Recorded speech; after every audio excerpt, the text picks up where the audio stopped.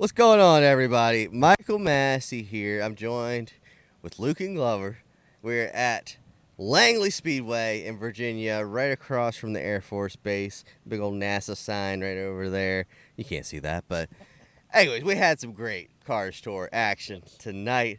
Luken Chase Burrow wins his first career Cars Tour race. Man, where did he come from, Luken?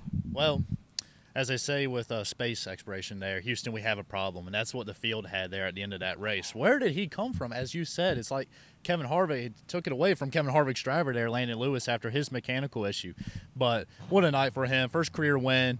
Super pumped, I'm sure. We talked to him after the race, so check that video out. But what a special night for him, especially to do it here at Langley Speedway. It's a really nice track for all these guys. It means a lot to them. 75 years of racing here as well. So an awesome night to him. But throughout the attrition and the aggression that we saw tonight, it really combined for a chaotic race there at the end.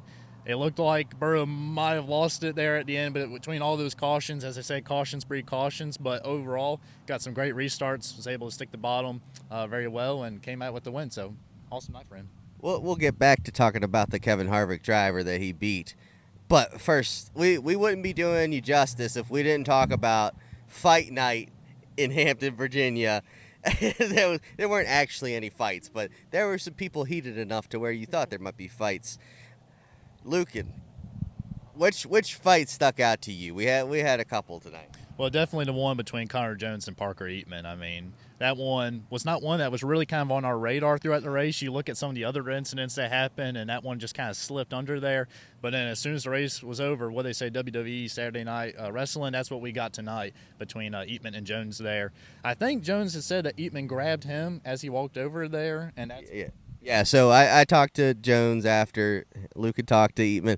Jones says that he just walked up peacefully to try to talk to him, but it's right as Eatman's climbing out the car, and Eatman just grabbed him, and it went on from there. Yeah, you don't poke the bear there, especially in the heat of the moment, for sure. And I know at Eatman's side, he said it was a very Connor Jones thing to do throughout the race. So definitely something to keep an eye out in the future. I don't think that either one said they're going to be having any conversations anytime soon. Definitely no Christmas cards. But, yeah, definitely a tense night here at Langley. And that's just one of the views, which, by the way, Connor Jones, you got to tell both sides, right? He said that he talked to Eatman if the guy ever thought anything was actually his fault. So, spicy stuff from both guys. The other one, though, and this happened very late in the race, we had a deal where Landon Huffman sends Justin Carroll spinning. A couple laps later, next run, Carroll got him back, spun him out. Those guys didn't have a confrontation after, but they were equally not as happy with each other.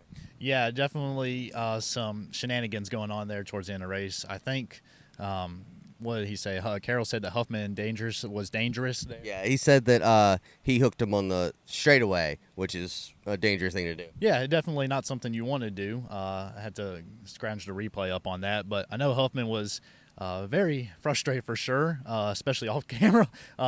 But in his interview, he had said that it's not something that he's worried about for the future, not a conversation he wants to have, because in his words, Carroll will be starting and parking truck races in the near future. So definitely some not mincing any words there. That's harsh, man. That's cold-blooded.